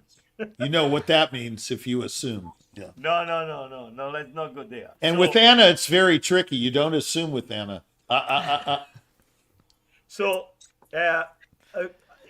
continuing to comment on your performance, I felt that in the second part, when you had some more coloratura there, in the second part of the tema, when you come, you were a little bit more shaky. Is that true? You are feeling a little bit less solid than in the beginning. Yeah. So my suggestion, maybe you should know more what you are doing in the second part. But you are very talented. You have a beautiful voice. Thank you. I enjoyed your performance. Thank you. Thank you very much. Thank you, Giacomo. Thank you, Dikran, for all the comments. And most of all, thank you, Yiju, for your performance and for bringing your Thank beautiful you. voice to our program. Thank you. Bravo. With this, we will be inviting on stage Ayun Byun, who will be performing Born to Entertain from Ruthless by Laird. And let me see if we are ready for Ayun to perform. Looks like Ayun is ready right there in the frame. Well, Ayun, welcome you on the virtual stage, and we are happy to present your performance today.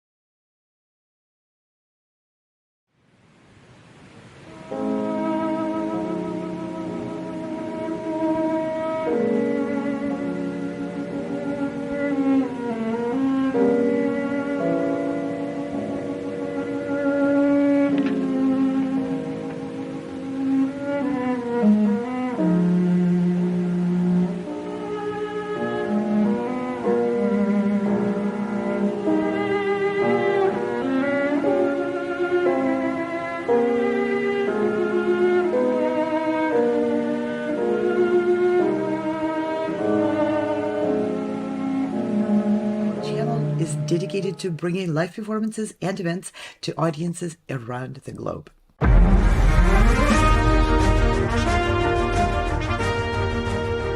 Perform in Weill Recital Hall at Carnegie Hall. Opportunities for soloists and chamber musicians are available. Opportunities to perform a concerto with the New York Chamber Players and Orchestra Manhattan.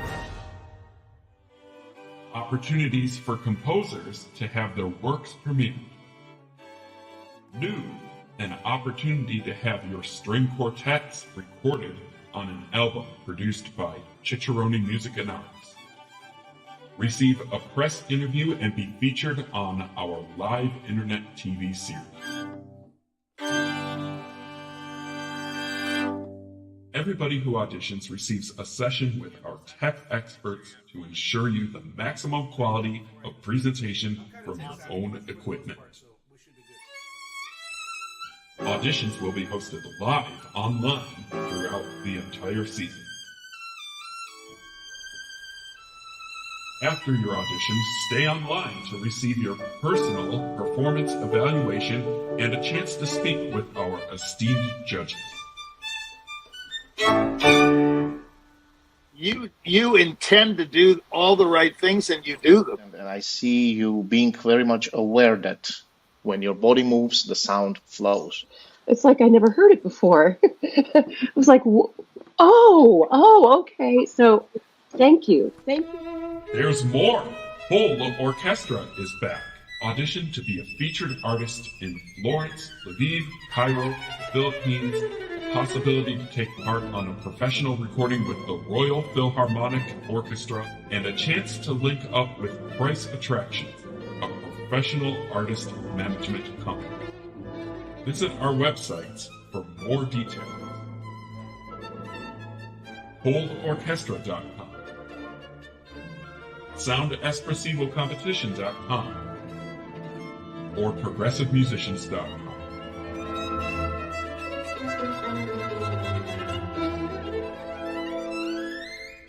So that's opportunities to be featured in New York City and all around the globe. Have your works premiered on a professionally released album, press interviews on the live internet TV, evaluations from musical experts, professional management opportunities, and so much more. Take that next step forward and reach toward your opportunity to receive world recognition as a musical artist.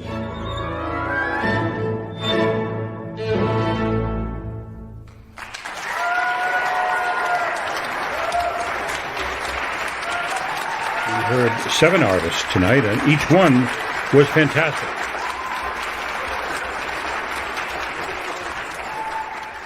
It all starts by filling out that application on one of our websites.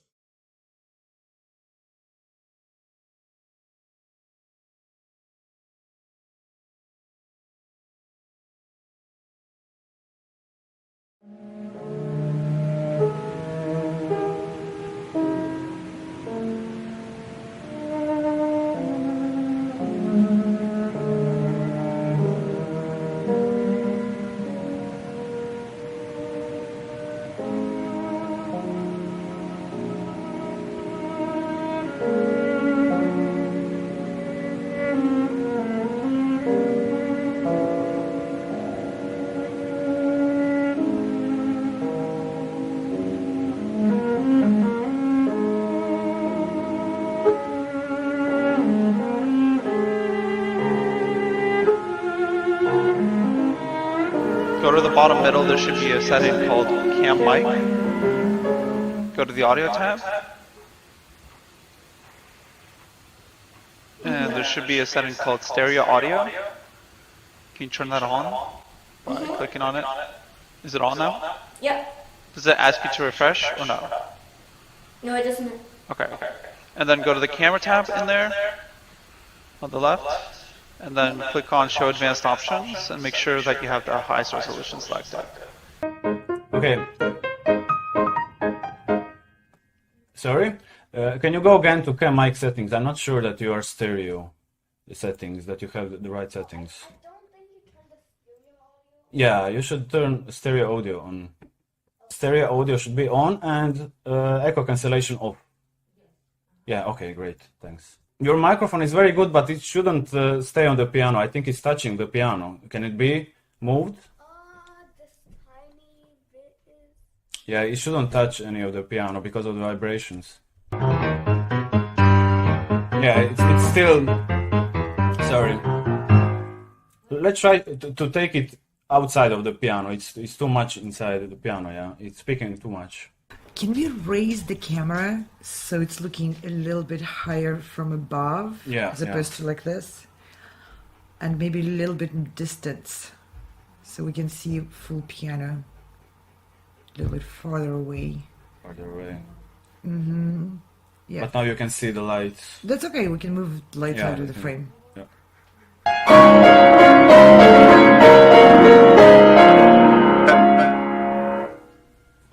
So mic's getting overloaded a bit. What kind of mic are you using? A USB mic. Does it have a gain on there? No, it just has like a mute on it. Now I can adjust the slider on my end. Yeah, the slider on StreamYard isn't what I'm looking for. I'm looking for the gain of the mic, so you would have to go to the computer settings for that. It'll be audio settings. Yeah, on the sound. And then when you get there, there'll be a tab, input and output tabs. Yeah.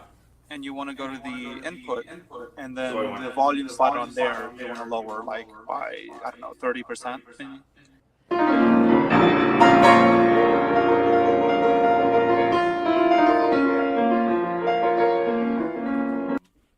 Are we sure it's on? Can you just tap on it? Yeah. I think it is. Yeah, okay, nice. Okay. I would recommend... Great.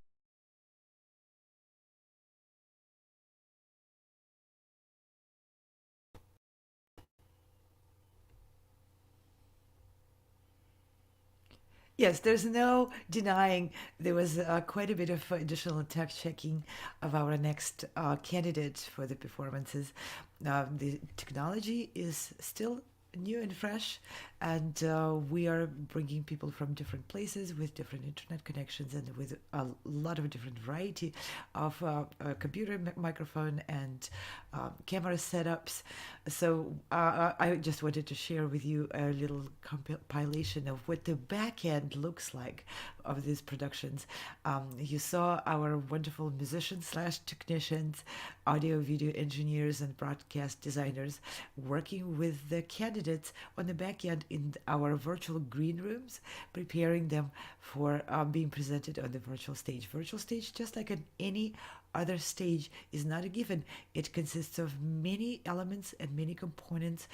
If you ever performed on the stage, you know there's a floor which can maybe squeak sometimes. There's a piano chair which may not be moving up and down, and there's lights which have to be operated for them to function properly, and there are also bathrooms which you need to find your whole way to, and green rooms and backstage and everything. Every stage is a specially designed space for accommodating live performances, and so is the virtual stage. The virtual stage is the newest invention of humanity, and we are happy and a little bit scared, of course, to explore it. So we understand everyone's anxiety being seeking confidence that this new stage will actually support and will not crumble under our feet. And that is what our phenomenal virtual concert halls team is for, and experienced and really pro at creating that environment where just about every one of your setups is going to function properly and deliver the best quality of sound and video, whether you're using Mac computers or PC computers, or you're using mobile cameras or stationary microphones.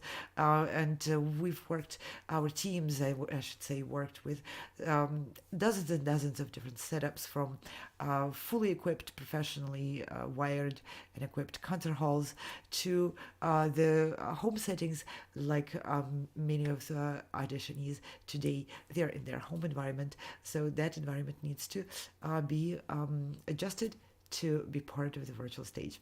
And now we're ready to present Ayun Byun, who will be performing Born to Entertain from Ruthless by Laird. The virtual stage is all yours. Welcome.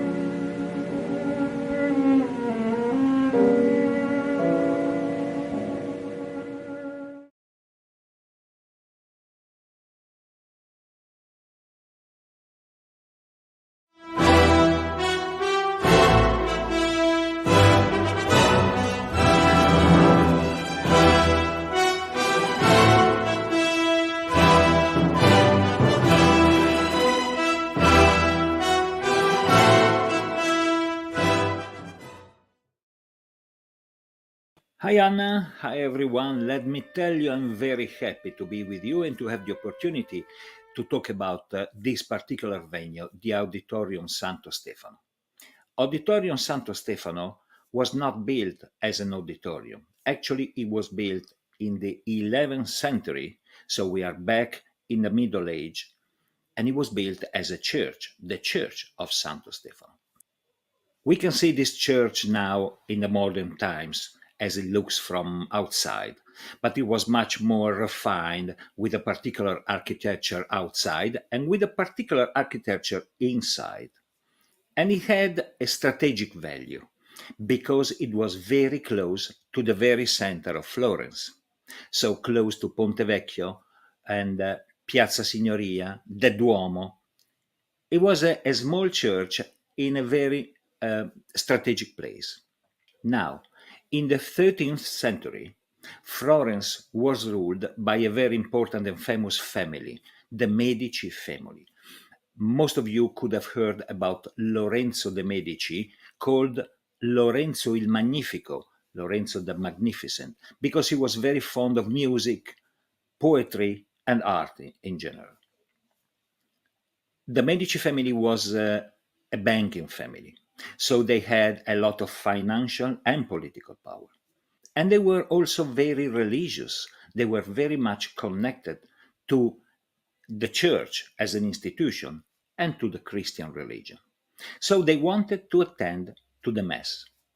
Now, the Medici family established their home in the Palazzo Pitti, which is very close to the river Arno, to Ponte Vecchio, and is a magnificent palace with a very big garden. You can think of it as a small Versailles, okay?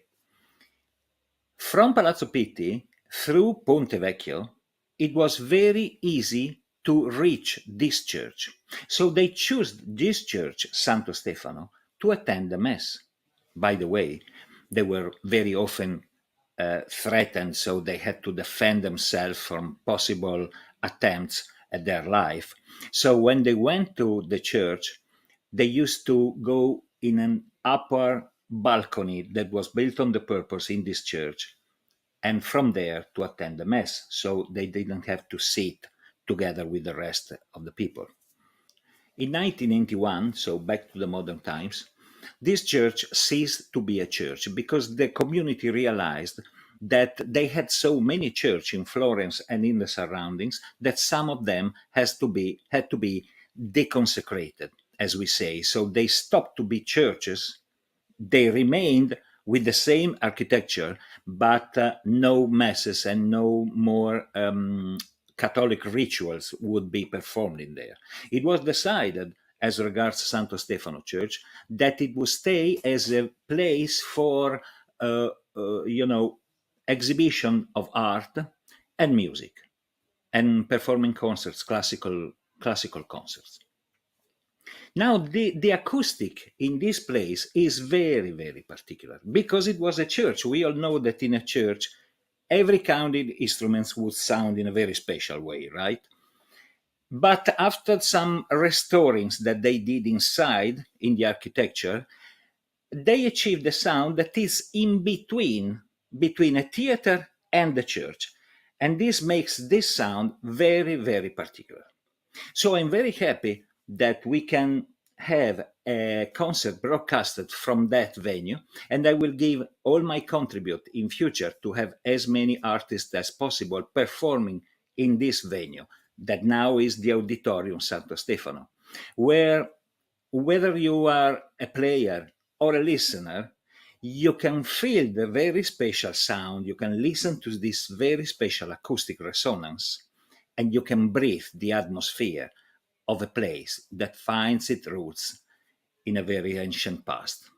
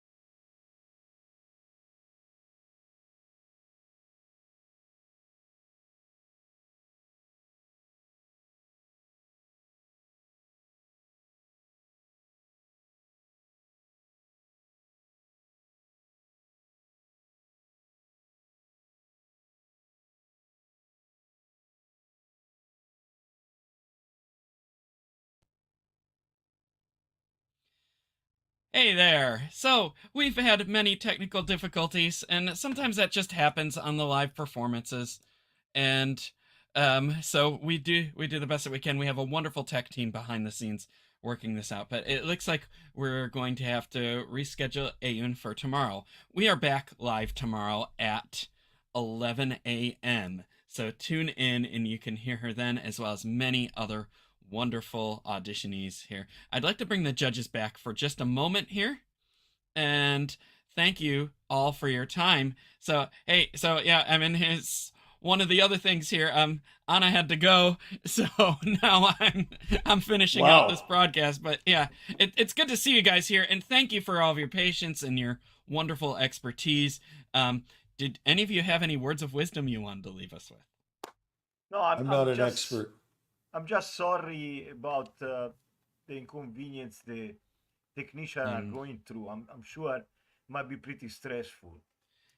Yeah, yep, yeah. I mean, I've been back and forth on the back end and all that, and everybody's doing their very best, and sometimes this just happens. But yeah, I mean, a big shout out to all of the families that support their kids, whether they be little kids or adults, or even professionals through all this. Yes, because we have our own back end team, but many times we've noticed our auditionees have their own back-end team who are trying to connect to our system with our techs and all by remote, and it can get a little difficult.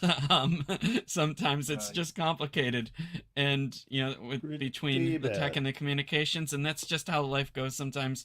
But luckily we have one more broadcast tomorrow that we can get her on, and you can still hear her, and I'm sure it will be lovely.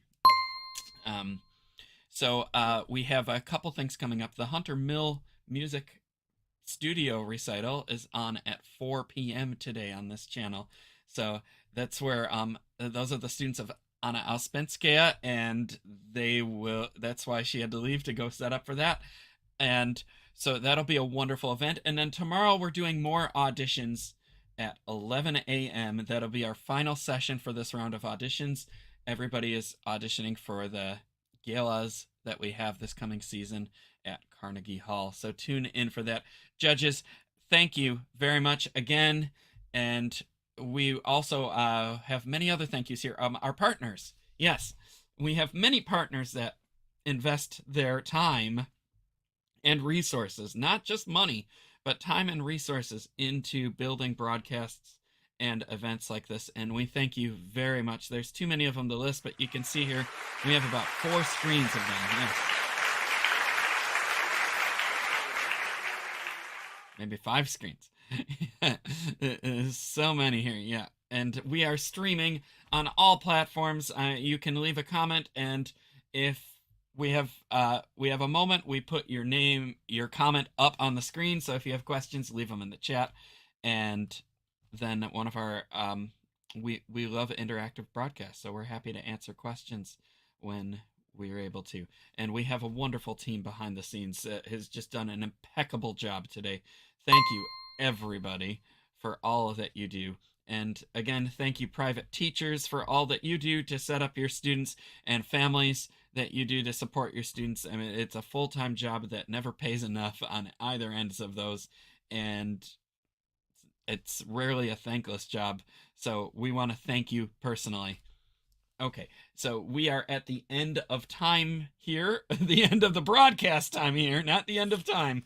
And I'd like to just say thank you to everybody, and we'll sign off. We'll see you at 4 o'clock for the Hunter Mill Music Studio. Bye now.